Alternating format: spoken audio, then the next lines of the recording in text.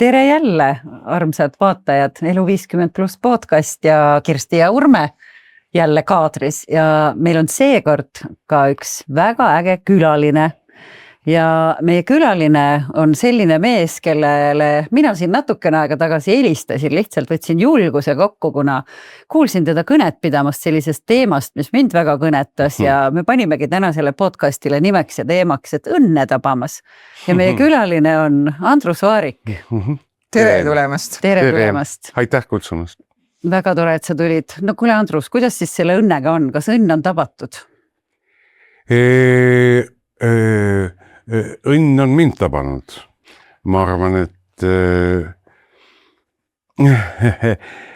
kui me tutvusime selle minu kõne rubriigis, siis mu nagu leitmotiiv oli see, et ma vaimustusin väga Tartu ja ka Edinburghi ülikooli käitumispsühholoogia või isiksuspsühholoogia, ma ei tea, käitumispsühholoogia professorist Rene Mõttusest, kes Eesti geenivaramu toel tegi tohutul andmebaasil rajaneva uurimuse, heaolu-uuringu ja ka omala spetsialistidele üllatuseks selgus, et tegelikult 75 või lausa 80% on meie rahulolu enda ja eluga meie geenidest kaasa antud meile.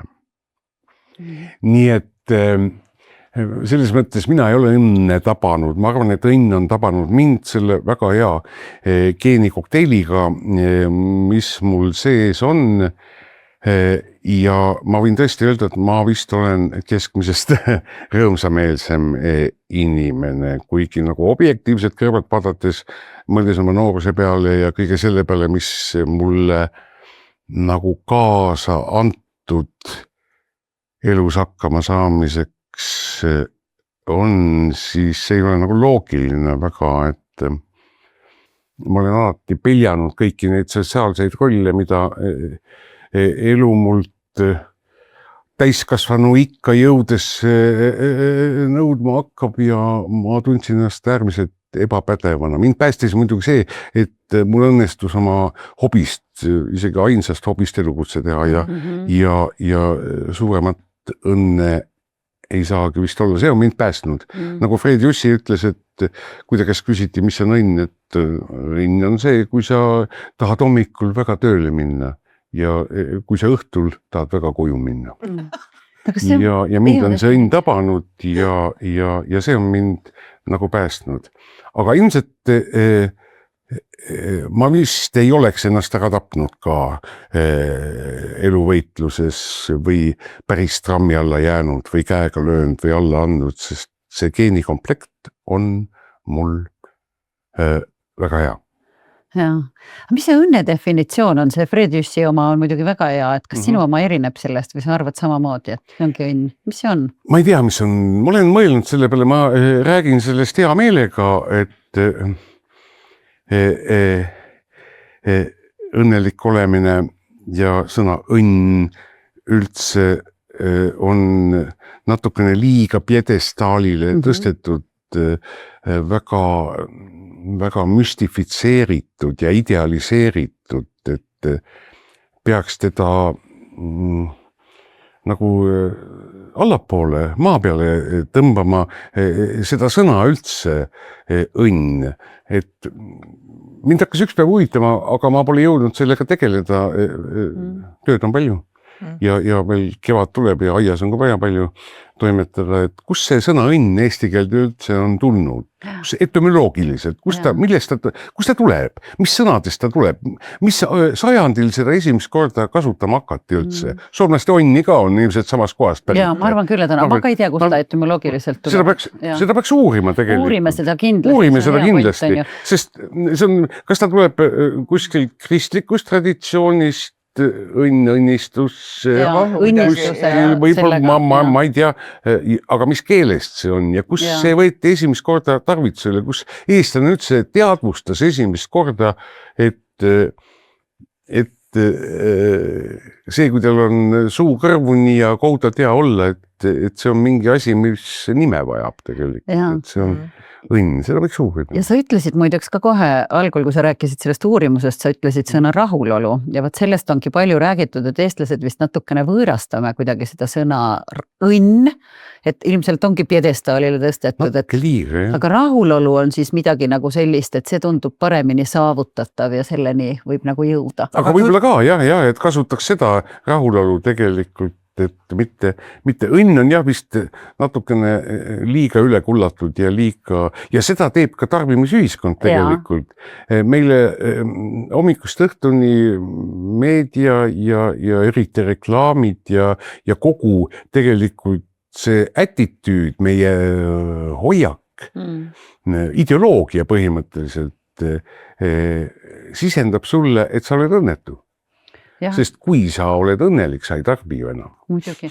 Osta see ja kohe saad õnnelik. Ja see on käib lihtsalt ja meie, kes me oleme Nõukogude Eestist pärit kõik ühtemoodi võrdselt vaesed, me oleme väga kerge saak neile kapitalismi jesuitidele, keda esindavad just peamiselt need reklaamifirmad ja tegelikult ka üldine mentaliteet, see konkurentsiühiskond ja kõik õnn on kuskil kaugel. Sa pead rügam olema, võitlus valmis, küünarnukid teravad, hambad natuke verised, edasi, sest seal on õnn. Seal on õnn. Ja kui sa tõesti, kui sa oled õnnelik, siis sa ei... Sa oled igav inimene. Kas sina oled õnnelik? Ma olen õnnelik. Ma olen tõesti õnnelik. Ja ma arvan, et minu õnnelik olemise üks põhjus on see, et ma olen väga andetu unistaja. Ma olen halb unistaja. Tõsimeeli või? Ja. Ma olen kuidagi realist, selline talupoja mõistusega, ma olengi päris orenduslikust keskkonnast pärit tegelikult. Ema-isa oli 2 talupoega, kes tulid linna õnne otsima ja see mentaliteet säilis. Et ma olen väga rahul sellega, mis minuga on juhtunud ja ma poleks iial arvanud, et mu elu nii huvitavaks, kirevaks, õnnelikuks, ka tunnustust väärivaks on kujunenud. Ma oleksin kordades vähem, aga ka rahul olnud või isegi õnnelik olnud või ma arvan küll, et see mõõdutundete unistamine see on ka jälle meie ühiskonna toimimiseks äärmiselt vajalik, aga tõesti seda ütlevad ka teadlased, et unistamine on üks stressi tekitavamaid tegevus. Ma just tahtsin öelda, me oleme ju ka rääkinud sellest, mina olen ka see, kes ütleb, ma ei hakka üldse võistlema, sest et niikuinii ma ei võida, mis ma ikka lähen sinna, eks ole. Ja mina olen ka unistustes pigem pragmatik, sest et ma kardan, et kui ma liiga ilusaid asju unistan või loodan või fantaseerin, ja siis need ju niikuinii ei lähe ju täide ja mis ma siis üldse hakkan ja ei ole mõte parem siis niisuguseid, ma ei tea, kõrgemat palka, realistlikku asju on ju, aga see on jama. Tegelikult see on jama ju. Ja, sest su aur läheb nagu selle unistamise peale ära. Mõtle, mis su soovid on hinda oma võimeid ja hakka vaikselt nokitsema, ära ulu kuu poole kogu. Aga see on see, mis mina olen alati rääkinud, miks mina jälle ütlen, et minu meelest unistama peab ja mina olen alati kõigile öelnud, et peaks olema see 10 to-do list, ühesõnaga 10 asja, mis sa veel teha tahad, näha tahad, käia, kogeda ja pane külmkapi ukse peale või kuhu iganes on ju, et sa näed ja siis hakka vaikselt nokitsema, nagu sa ütlesid, et hakka ükshaaval nagu maha tõmbama. Tee ära, ma ei saa isegi manifesteerima, et lihtsalt tee ära on ju. Ja, ära ulu, ära nuta. Ütlete kahekesi minu vastus, mina olen see, ei ma ei saa hakkama ja ma ei hakka ja ma ei tea, mis siis juhtub. Ei, ma saan aru, et sa oled ikkagi juba õppinud, et sa niimoodi võimete kohaseid unistusi omad. Kõik õpetab üksteist, selleks elu ongi põnev. Kuule, aga ma küsin selle koha pealt veel, sa rääkisid tegelikult sellest õnnelikust olemisest väga ilusast ja kui sa mõtled praegu selle peale, et meil on ikkagi see elu 50+ on ju, et kui sa mõtled, kas see õnne nagu tunne või üldse kas see on muutunud ajas sinu jaoks? Mis teeb õnneliku? Kindlasti, no see protsess on mul pooleli veel, eks mingi viimaste periodiseeringute järgi mind ei saagi veel vanaks inimeseks nimetada. Muidugi mitte. See akseleratsioon on nii võimas, et mul käib veel mingisugune keskea lõpufaas vist siin praegu või ma ei tea, kuidas seda nimetatakse, vanemaealine või midagi sellist. On, see peab Sotsiaalministeeriumis küsima. Vanemaealine juba, vanemaealine, aga vanadus ei tohi üldse. Ei, ma ei olegi vanem või noorem vanemaealine või vanem keskealine või. Mul ei ole emaga veel vana, nii et kõik on hästi. Eks see kõik muutub ja peab olema realistlik enda suhtes, sest vanaduse puhul on see asi, mina karda vanadust tänu ühele targale naisele, kes lõi mul nagu pildi klaariks. Kuskil naistelehes Maimu Bergi, kes küsiti, et kas te kardate vananemist ja Maimu Berg sellise intellektuaalse huligaanina väga ebapiisakalt vastas küsimusega. No ja mida te alternatiiviks pakute, siis noorelt suremist?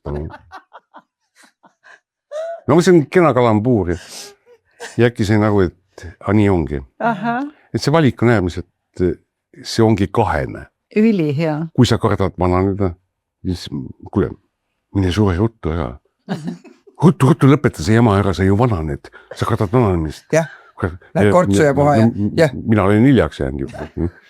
Ja aga kui see valik on nii lihtne, siis kui sa selle teadvustad endale, et selle õnne eest, et sa üldse elus oled, et sul see võimalus on kogeda, et sa võid ennast nimetada tegelikult, sul on teadvus, sa saad aru endast, et sa oled olemas, kes saab kogeda seda kõike, mis siin ümberringi toimub, suhelda, head teha, saada targemaks, panna oma võimed proovile, et selle eest peab maksma soemisega, sa soed ära ükskord. Jaa, minu meelest mõõdukalt peab mõtlema iga päev natukene surmale. Siis sa saad aru, kui võimas see elu on. Ja ei tasu karta seda, see on, sest kui tekib ikkagi sügavalt kuskil teadlikkus oma surelikkusest, eks, siis kui sa sellega lepid, sa lepid oma surmaga ja sa lepid oma eluga ka, sa lepid iseendaga ja tekib see olemasolemise rõõm. See on üks siuke asi, mis hakkab tekkima tegelikult 50+ vist, ma arvan küll. Ja muuseas teadlased ütlevad veel, et tajud peenenduvad, mida vanemaks sa saad. Sest näiteks lapsed esimestel eluaastatel ja veel hulk aega eristavad ühel värvil 2-3 erinevat tooni. Aga minu vanused 100 ja juba 1000 näiteks. Me hakkame kiljuma suve alguses, kui puud lehte lähevad. Eeleroheline. Ja need rohelise erinevad toonid. silmanägemine läheb küll viletsamaks, aga tuleb Läheb. korralikud prillid lihtsalt muretseda omale, vanainimene on rikas, pension on korralik. Absoluutselt.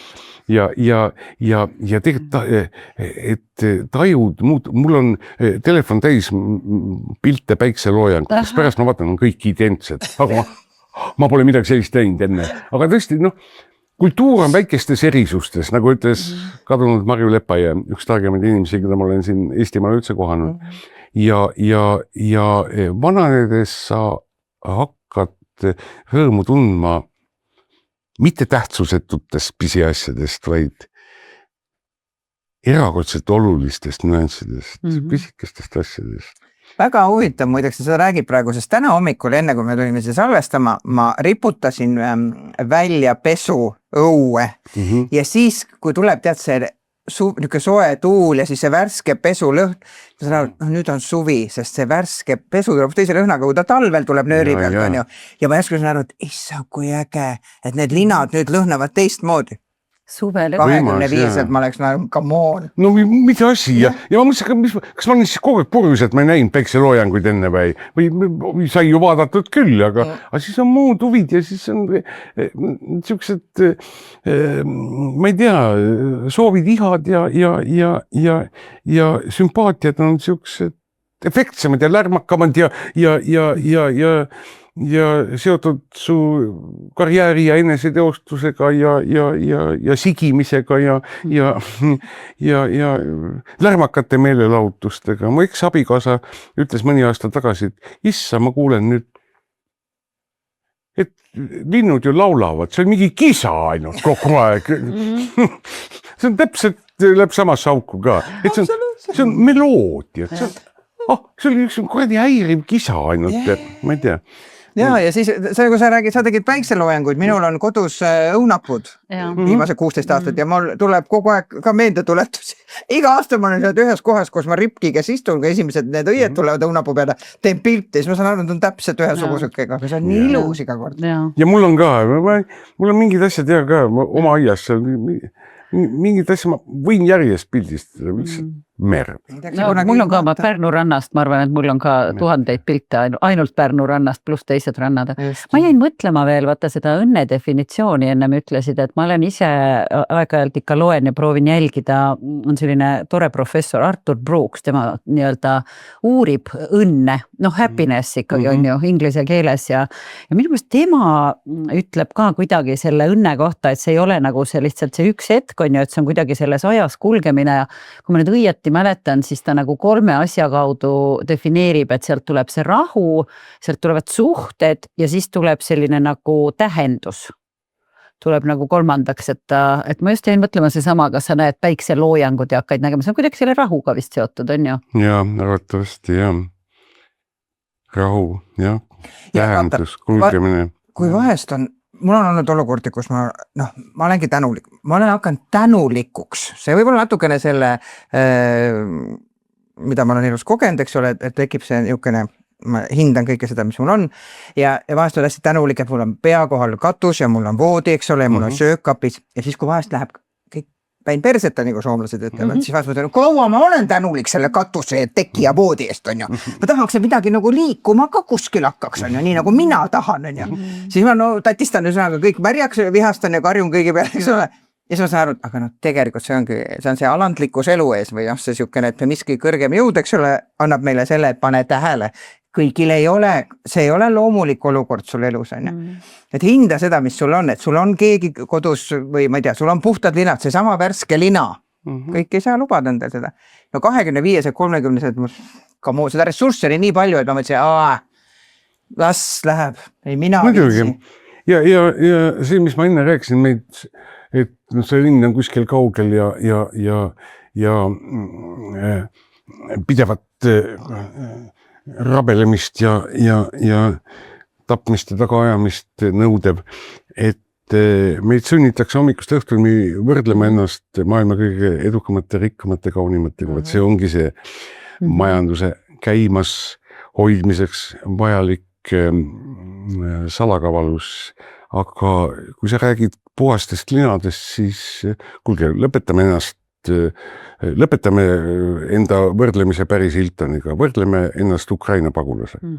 Igal hommikul vähemalt 3 sekundiks, et tuleks mõistus pähe, lihtsalt, et saaks aru tõesti, et mis mul olemas on, nagu sa rääkisid, et noh, et see ei ole iseenesest mõistetav, et Eestimaal ei ole kunagi nii hästi elatud nagu praegu, me pole kunagi nii rikkad olnud. 80% vähemalt meist, need, kes EKRE-t ei vali, on saavutanud selle elatustaseme, kus rikkuse suurenedes õnnetunne enam ei kasva. See on teaduslik fakt, selleks on metoodika olemas. Nii et sa võid osta 3. Gucci kotti, aga proovi järele, tuju ei lähe paremaks, sa võid 4. ja 5. ka veel osta.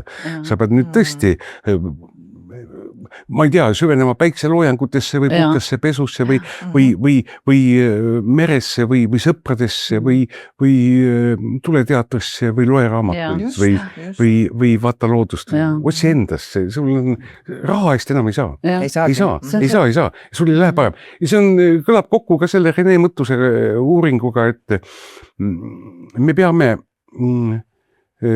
lihtsalt aksepteerima ennast sellisena, nagu me oleme ja teadvustama, et see ütleme 80%, mis on geenidega antud ja ütleme see 20%, mille puhul nagu saaks midagi ette võtta, et ma oleksin õnnelikum või rohkem eluga rahul, siis seal on riigikord, ütleme, su enda tervis, su majanduslik seisund, su suhted, su välimus, seal on su haridus. Palju sa siin nüüd muuta saab? Palju sa ise saad tegelikult, see kahaneb ju veel, see kahaneb, no ma ei tea, see on meelevaldne, aga ma ütleme 5% sellest, mis siin muudab õnnelikuks, õnn on sinu teha, õnn on meie endi kätes. Ei ole. Igaüks on ei ole. Polta, mis neid veel oli? Ja kui sa teed rõgad, püüad oma elu paremaks teha, võt see on ka seoses unistamisega. Nii tagu unistada eriti. Ja siis rügad, no ja siis sa lähed võib-olla 2%, 3% õnnelikumaks, eks? Aitab jamast, istu maha, vaata päikseloojangut, loe head raamatut, joo mõnusat veini, eks niimoodi. Ja kui sa oled mossitajaks loodud, siis sa oledki selline. Ja kõik teised on süüdi. Ja läheb sul elu natukene paremaks. Ja unistustes sa kujutad ette, et tuleb loterii võit ja siis tuleb veel prints valgel hobusel ja siis ma olen õnnelik. Muuseas, sa ei ole. Kuule, aga mina tahan nüüd küsida. Sa ei ole õnnelik, sa ei saagi õnnelikult. Mina tahan küsida selle kohta, selleks mina alati olen öelnud oma lastele eluaeg neile rääkinud, et elu on suhtumise küsimus. Et kas see nüüd on siis tegelikult see sama asi, millest me praegu räägime, et kui sa ikkagi mõtled ennast õnnelikuks, et et valge hobune, et ma ei tea, et mõni ootab Mersut, on ju, aga võib-olla Porschet, aga võib-olla eesel võib ka olla, on ju valge, ja kui sa nagu, kas see on tegelikult on ju, kuidas sa suhtud sellesse asjasse? Vist jaa, ma ei ole mingi eneseabi loengupidaja ausalt öelda, ma lihtsalt, mul on hea meel, et ma sain teiega kokku, ma ise mõtlen ka praegu, ma ei oska üksinda kodus mõelda. Näitame siin. Aga rääkimine on ju hea mõtlemise vorm, vaata, sa pead oma sõnadesse panema selle, mis sul seal peas liigub. Sa ei saa, kas selle mõtte tunnuseid üldse, kui sa välja ei ütle, issam, mis lollus ja ma nüüd ütlesin, järgmine ongi, sa võid kuulma, kas see on mõte üldse. Aga meil on juba hea, nad lindistame, nii et pärast saame üle kuulata, et mis tanka juttu me siin rääkisime. See on jõudne ja see internet on ju kohutav, see mu lollused jäävad sinna sajanditeks igaveseks. Ja Soome ulatuvad ka. Aga suhtumise küsimus, ma arvan küll, et tegelikult, see on jälle teistega võrdlemine, et ma pean, kui ma olen õnnelik, siis ma näen välja nagu Tõnis Niinemets, eks. Aga ei pea, ainult idioodil on suu kõrvune, mitte Tõnis Niinemets ei ole idioot. Aga sul on õigus sinu enda isiklikule õnnele ja ära võrdle jälle neid. Ära võrdle, ei ole vaja, mul on õigus oma isiklikule õnnele, sest me oleme ENSV-st pärit, me sündisime kommunismi ehitajateks. Meie elul oli mõte. ja me, elu ei olnud meie jaoks, meie olime elu jaoks.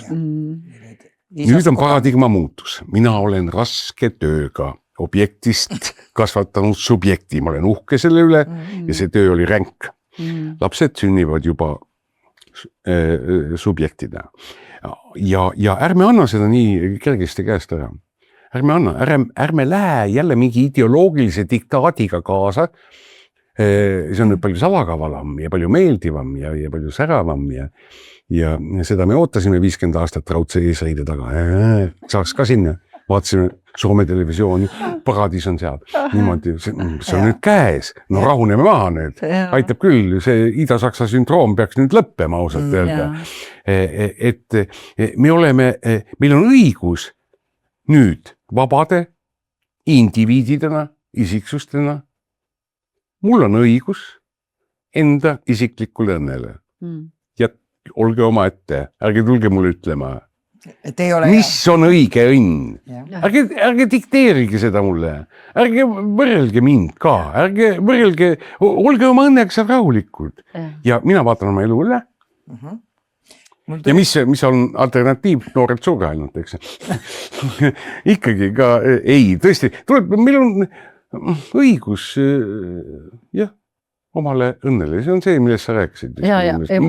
Praegu ma mõtlen nii. Ma arvan sama ja ma jäin mõtlema, mulle väga praegu kõnetas see, vaata see võrdlemine ja me oleme hästi palju siin Urmega ka arutanud ja nii podcastis kui üldse näiteks kas või enesekindluse teemat on ja mina olen alati öelnud, et mina olen enesekindel inimene.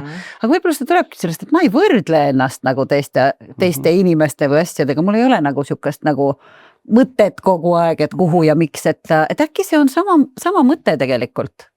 Et ole ise õnnelik ja keegi teine ei saa sulle öelda, et kuidas sina just õnnelik saad olla. Ja sul on pedanud ilmselt jah, selles mõttes, et mina ei ole enesekindel inimene oma eeldustelt. Tänu oma tööle olen ma väga suure pika tee maha käinud ja õppinud enesekindlust ja väga edukalt. Aga ma lihtsalt, see ei ole küll päris teemas, aga kõige parem materjal näitleja jaoks on tegelikult väga madala enesehinnanguga inimene. Sest ta tajub kuskil, et tajub mingis eas, et kui ma tõesti pingutan, kui ma pääsen teatrisse, siis ma õhtul kella 7-10 saan enda elimineerida täiesti. Ma saan olla keegi teine. Ma saan kogeda, tunda, läbi elada midagi sellist, mida ma elus ei julge. Iialgi.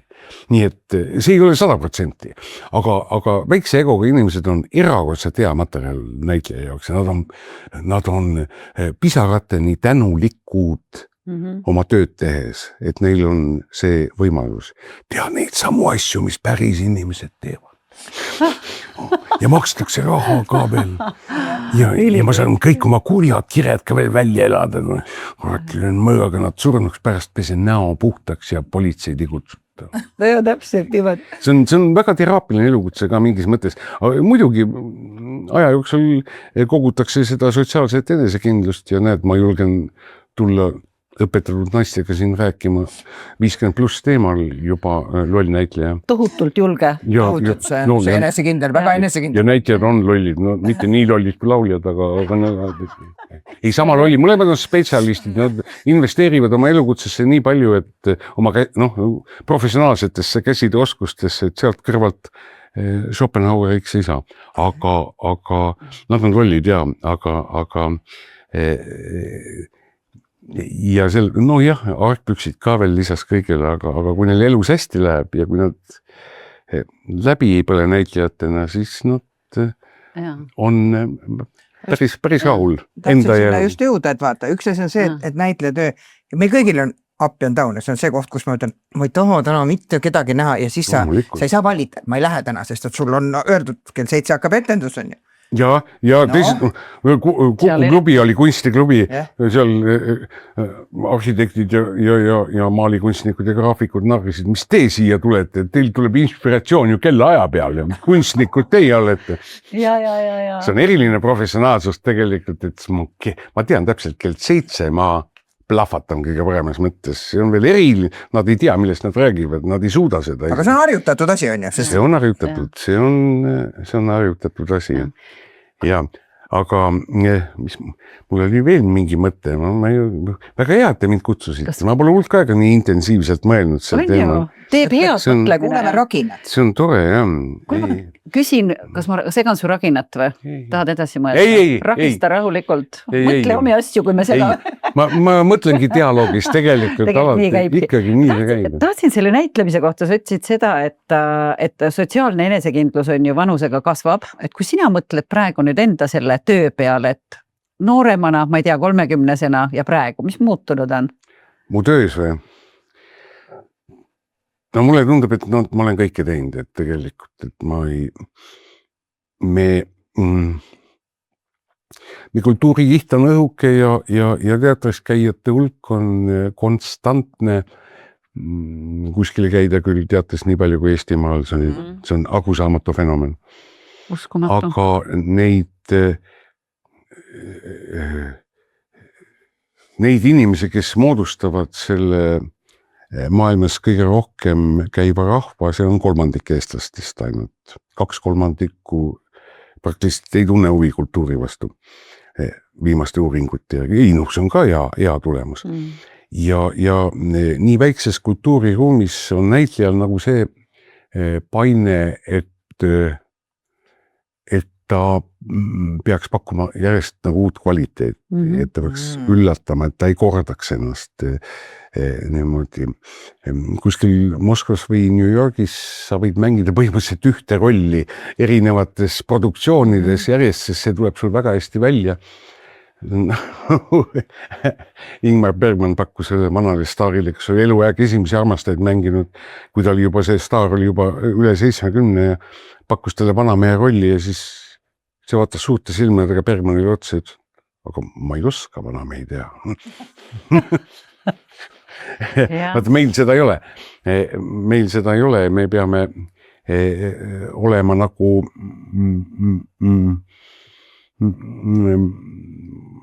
väga vormis selles mõttes, et on nagu mingi sundus olla arenguvõimeline kuni surmani, kuigi teisest küljest jälle, mis juhtub vanade näitlejatega? Mis juhtub? Midagi ei juhtu, edasi mängivad. Nii põnevalt, mis juhtub, me saame nagu midagi teha.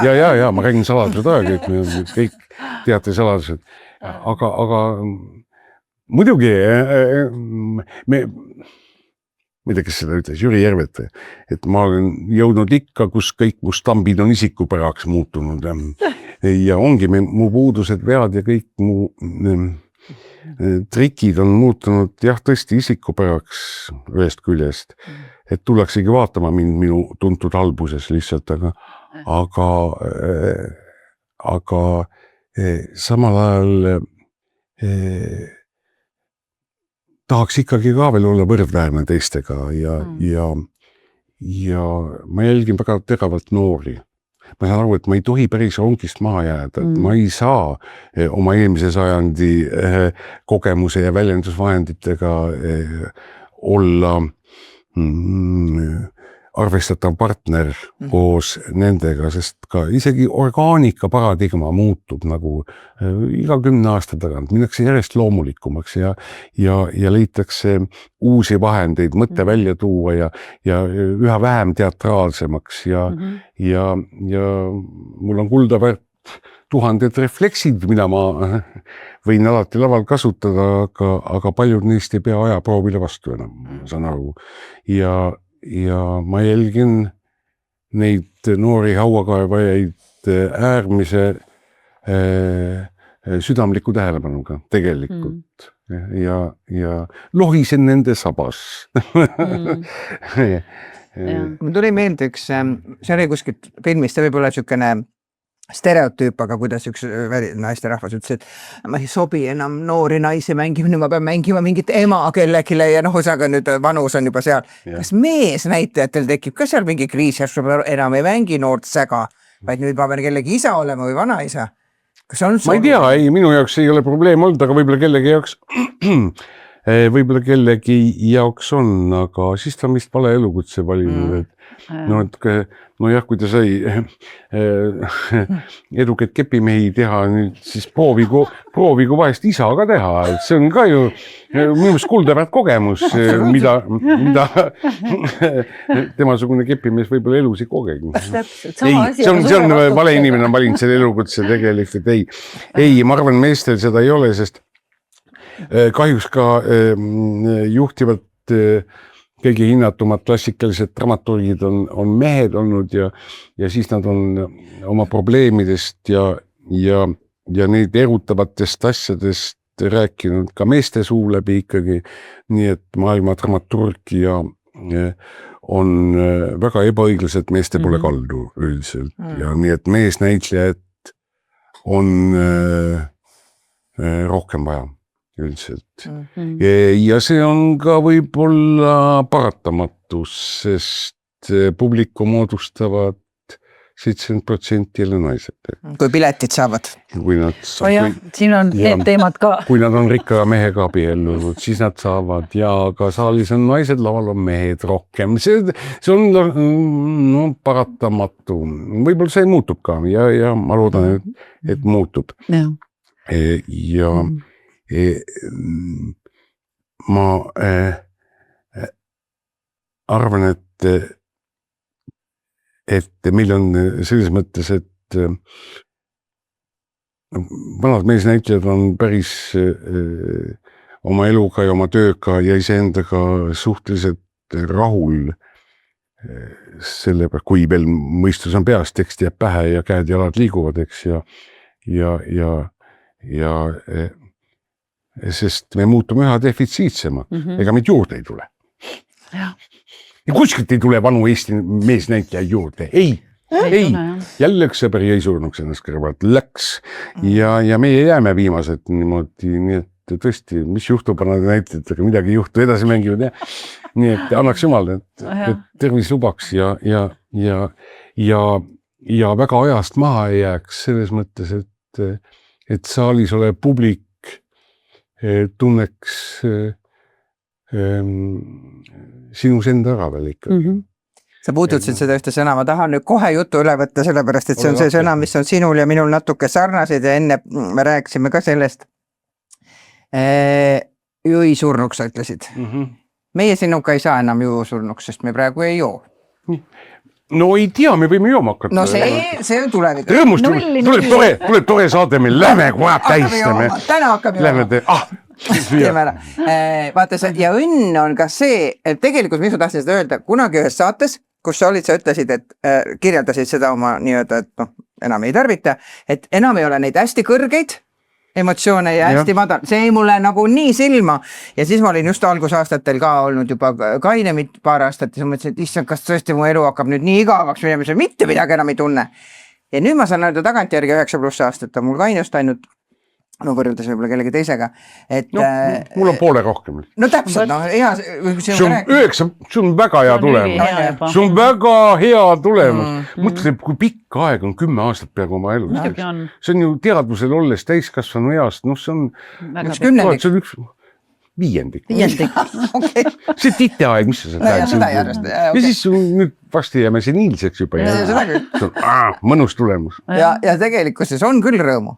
Tegelikult on esimest aastat võib-olla on jah natukene see ja aru nendest emotsioonidest. Aga mina ikka olen küll naernud nii, et pissab üksisena otsus mõttes näitlikult, eks, mitte päris täis lasnud ennast, eks ole. Tegelikult emotsioonid taastuvad, on ju? Taastuvad muidugi ja Mihkel Mutiga saime Kuku klubis kokku ja ma ei ole veel lõplikku kainust elustiiliks valinud, aga ma olin ka mingi pika ajaga, jälle ma püüdsin ikka loobuda alkoholist ja Mihkel oli ka. Ta oli ka tundunud, et võiks kainem olla ja tegi radikaalse lõpu sellele ja istusime seal, võt, nagu sa ütlen, et algusaeg, esimene aasta võib-olla kõik oli natukene ärev oli niimoodi. Oli. Et kas see on nüüd lõplikult läinud ja enam ei tulegi ja kõik nüüd ja Mihkel vaatab mulle otsa ja ütleb, et no, kuidas on, et juhtub vähem, jah, ma ütlesin, ja, aga õnneks mul sähvatas ka ja ma vastasin talle, kuule, aga mäletad rohkem, eks? Nii et väga hea balanss. Ma arvan, et see on täitsa, ma ei ole mingi mõtleja, aga ma suutsin Mihkel Mutile täitsa väärilise vastuse anda, kes oli üks säravamaid ja vaimukamaid kirjanikke omal ajal ja on siiamaani. Ja see on no ja kui tekib sul teadlikkus suvelikkusest, ilmselt see on see, et sa saad aru, et nad kuulge nii ei saa, et ei noh ja pomellid lähevad nii õudseks ka, sellepärast, et tegelikult selle etanooli mõjul või see etanool, mis selle etanooli mõjul ja tegelikult aastate jooksul seda tarbides meie ainevahetus muutub raku tasandil ja lõpuks sellest meie enda organism hakkab sellest etanoolist tootma siin kas see oli metaleen või ta ei ole metanool päris. Ta on mingi derivaat sellest, et põhimõtteliselt puupiiritust mingi. Sellepärast mürgitused lähevad nii suureks lihtsalt, need pomellid lähevad nii kohutavaks, et organism ei saa enam hakkama, ta hakkab ise tootma mürke. Ja minu jaoks läksid nad nii õudseks, et nüüd on 18 aastat mul kainust. Ma mõtlesin koroona ajal, et küll on hea aeg. Ei pea sotsiaalset tähendusrikkas olema. Ma tuletan pohmelli meelde jälle. Et no lihtsalt, et see on omale preventsiooni niimoodi sihukest, aga nii hästi olid meeles, et mõtlesin, ei ole mõte. Tegelikult üritused läksid ikka nii õudseks, et enam ei saanud ikka deliiriumi piiril. Ma ütlen vaatajatele veel, et see on 0. Ja see on 0, ja.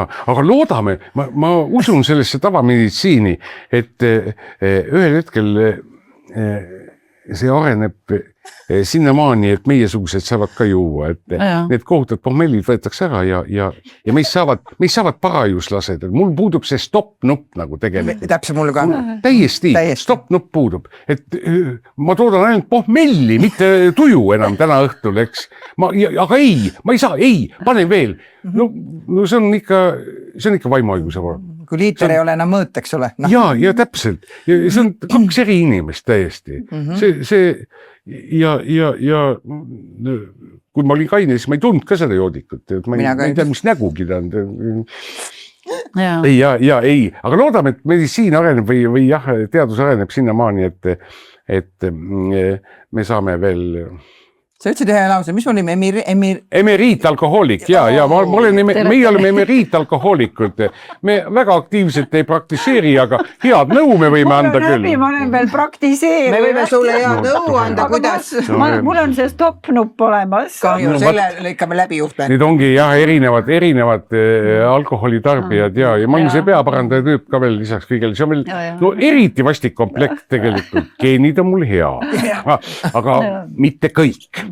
Mis enesega rahulolu puutub, siis on mul geeni teada, aga alkoholismi assortii on mul väga hukatuslik ja just nimelt.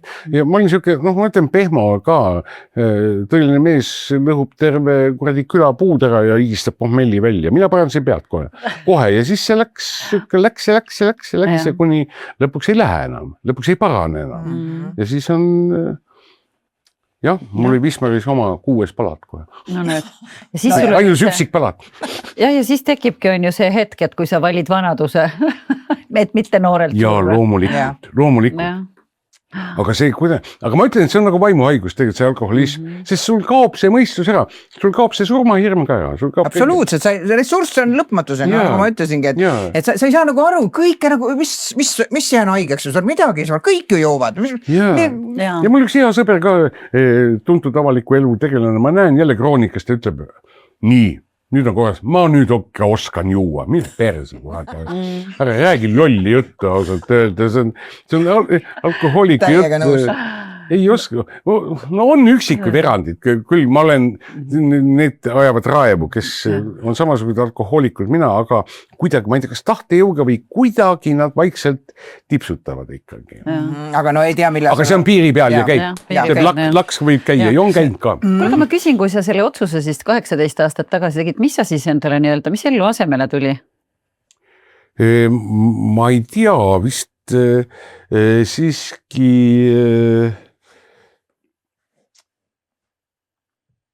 Siiski selle elu väärtustamine tegelikult, ma arvan ja enese väärtustamine ka mingis mõttes. See ei olnud selline ratsionaalne otsus, et ma nüüd nii, mu prioriteedid on nüüd need ja ma teen siukse, ma ei ole üldse eriti ratsionaalne inimene. Selles mõttes ma ei oska analüüsida väga oma saatust ja ma ei ole ka oma elu planeerija kunagi olnud. Ma olen lasknud kanda ennast lainel, mis on viinud mind ühelt paradiisisaarelt teisele. Mulle tundub, mul on vedanud, lihtsalt mul on hullu moodi vedanud ja ma ei oska öelda, et mis mu elus nüüd niimoodi põhimõtteliselt teiseks muutus või ma ei ole eneseanalüüsija. Mu noore vend jõi ennast surnuks ka. Võib-olla see oli midagi sellist teadvustamatut, mis tõi mulle mõistuse pähe, aga ma ei mõelnud niimoodi. Ma ei mõelnud, see ei olnud siukene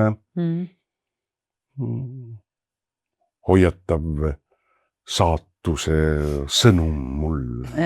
Ei olnud. Ei olnud. Kuule, tohib ma küsin siukest asja veel, ma ei tea, küsida. Praegu rääkisime sellega, aga kui sa praegu mõtled veel, kui sa saaksid endale, ma ei tea, 30-sele endale anda mingi nõuande, mida sa endale ütleksid ja annaksid? Ajast tagasi hüpata, jah? Ma ei tea, kuna ma tõesti pean tõdema, et mul on elus kohutavalt vedanud, et ma oleks palju vähem, aga ka õnnelikult kindlasti, siis ma midagi sellist elu muutvat endale ei ütleks. Ma võib-olla tõesti ütleksin, et kuule, ole selle alkoholiga ettevaatlik, su norm saab täis ühel hetkel, et jälgi seda väga tähelepanelikult, et sa saaksid ikka vanu higi ka, kamina ja sead konjakit juua, kuigi ma arvan, et võib-olla see oli 50-seks saanuna. Ma lõpetasin joomise. Ma olin 50 pluss, eks ju siis. Väga tubli. 50 pluss ja kõik. Kõri kinni. Ja ilmselt seal kuskil hakkavadki avanema sulle mingid vaiksemad, võib-olla pehmemad, nüansseeritumad rõõmud, et see ei pea olema reivil ennast sigalakku täis peaga hingetuks tantsimine, vaid hakkavad need päikseloojangud ja linnulaulud ja see puhtapesu lõhn tulema vaikselt võib-olla. Ja ma saan aru, ma tõesti tunnen seda, see ei olnud nüüd otsus, et see oleks mingi muutus, aga et akadeemiline haridus on mul närune tõesti, aga elukool on mul hea ja tänu sellele ma tajun, et maailm on täis selliseid narkootikume, selliseid alkoholi aseaineid, selliseid rõõmuallikaid, mis on tasuta, pohmelli ei ole ja palju rafineeritumad, palju tõesti kaasa arvatud pesulõhn ja kaasa arvatud siin praegu kaunite daamidega lihtsalt koos mõelda ja jagada oma vähest elukogemust, mida ma sõnastada oskan, mõelda, olemas olla, kõik see kuidagi tekib tõesti 50 pluss see olemas olemise rõõm ja enesega ära leppimine ja kõigepealt leppimine ja siis tuttavaks saamine ja siis sõbraks ja äkki ma hakkan armastama ennast isegi. Mine tea. Ei tea. Geenidest See võib räägime. perversne olla võib-olla. Geenidest rääksime. Sinu tütar, armas tütar, teeb imeilust kunsti. Ma ei ole veel jõudnud sinna. Kirsti käis seal. Kus ta tal ei ole kunstniku geenid, on õppinud või ta sai selle kuskilt, kas emalt? Emalt ja ema on väga lahtiste kätega ja tal on käed õiget pidi otsas, minul ei ole. Aga ja mina püüdsin teda suguda kogu sinna, kus ma oskan talle nagu nõu anda sinna meelelahutusmaailma sinna teise äärde sinna, mida mina valdan nagu ja isegi tundus, et lapsena talle see sobis, aga tegelikult ta ei ole, ta on palju enesekindlam, ta palju jõulisem, ta on tõesti sündinud juba subjektiks, eks, ja tal ei ole madal enesehinnang ja ta ei ole hea materjal näitleja jaoks. Liiga enesekindel.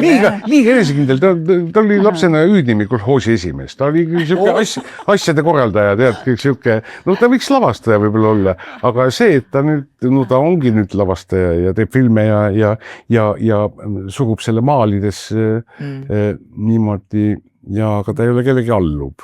Näitleja peab olema natukene orja mentaliteediga, sest see on interpreedi amet ja ta on vahendaja tõesti ja meeskonnamängija ja tõesti allub. Tõesti, ta on allub. Nagu orkestrantki ja Marta on saanud kõik selle ema käest. See, kui ma vaatasin seda maali, mis ta tegi EKA-sse sisseastumisel, 2 päeva ta maalis seda seal Trummi tänaval kuskil seal tipid, aga ma käisin talle süüa viimas. Ma ei uskunud, et see on tema tehtud. Ma ei teadnud, et ta valdab niimoodi, et on aju, mõistus, silmad ja käsi on niimoodi ühendatud. See oli vapustav. Ma ütlen meie kuulajatele ka veel, et Marta näitus on, kui ma õieti mäletan, on juuni lõpuni on veel nüüd Art Roverdis. Juuni viimaste päevade. Jõuate veel kindlasti ära käia, et väga kihvt näitus. Nii hea pealkiri, ükskõik. Ja üks on numbriga. Ükskõik, see on avar pealkiri. Ma kuulsin seda päev enne avamist alles. Ükskõik. Palju sul temaga aega koos on olla, aega veeta, ilma et te räägiks tööst või mingisuguse, või lihtsalt olete. Kas ta jõuab sinu juurde koju ka? Ja jõuab muidugi. Okay. Ja, sest tema 10-aastane poeg Adam tuleb hea meelega vanaisale külla, sest vanaisal on korralik internet nüüd. Jaa, ma vahetsin operaatorit. No sellega peab ju arvestama. Ossid ära. Ma olin ise täpselt samasugune lugemissõltlane, nagu nemad on ekraanisõltlased. Ma saan mingis mõttes neist täiesti aru. Ja see on nende maailm, see lähebki mööda neid ekraani ja kuskil ärgme meie kobisime, me sureme ära varsti. Ja Adam tuleb hea meelega meile külla ja Marta tuleb ka meile külla ja ma olen siuke pursui selles mõttes, et mul seal, kus ma elan, seal Pibarotsi külas, mul on küla keskel siuke suurem maja, vana kõrts, mis on talvel köötav, aga mul on 2,5 kilomeetrit mere ääres suvila. Ja tänu sellele, et isa sinna kunagi suvila ehitas, ma sinna kanti sattusin ja pean seda oma päritolu Eestimaaks, seda Läänemaad.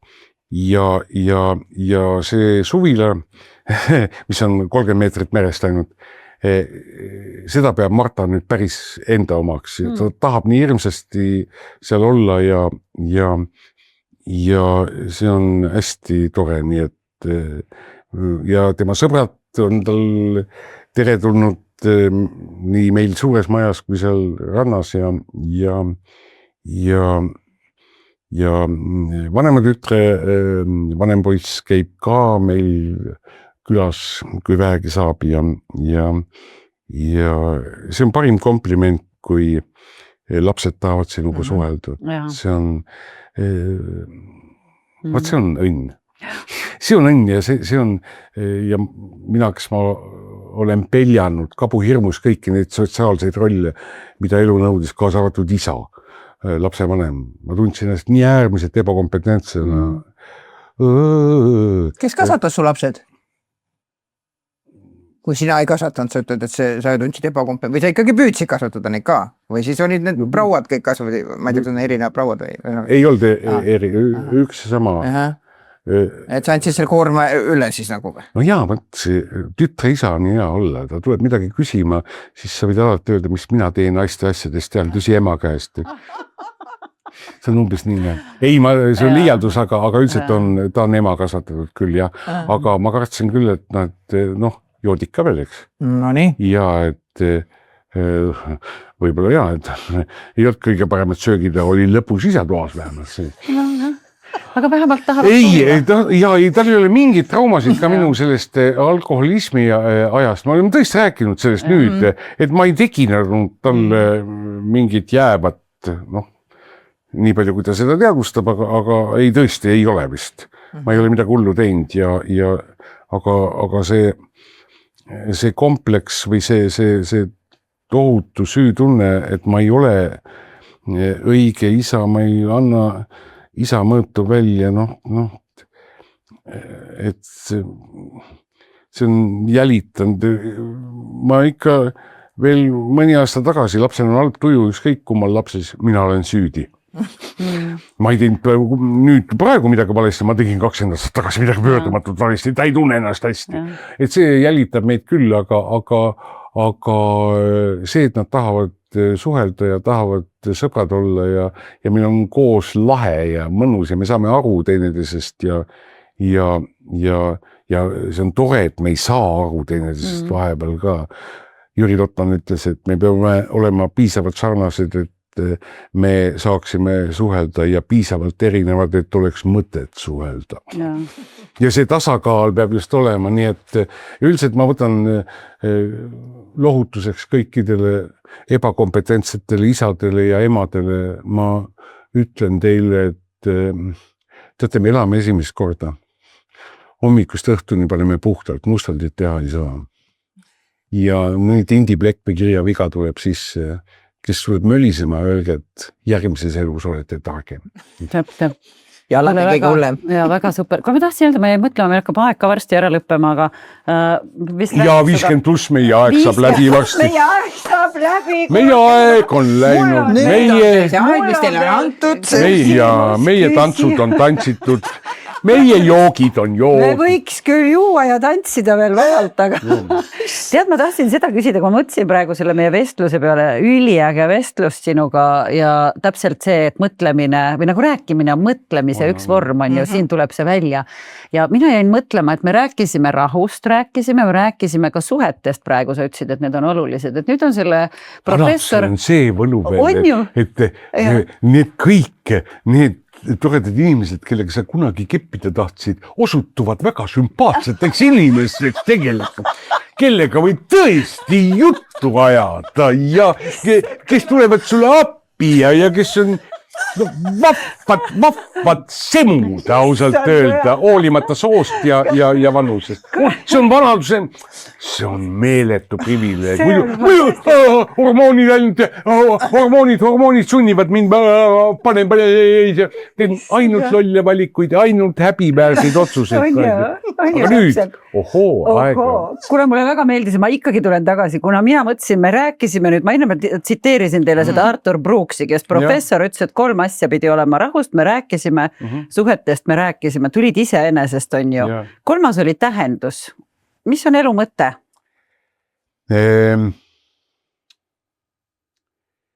Teate, elu on liiga imeline, liiga haruldane, jackpot, liiga lühike, unikaalne, et seda mingi mõtte, tähenduse, kontseptsiooni eesmärgiga ära risustada. Jätke järele.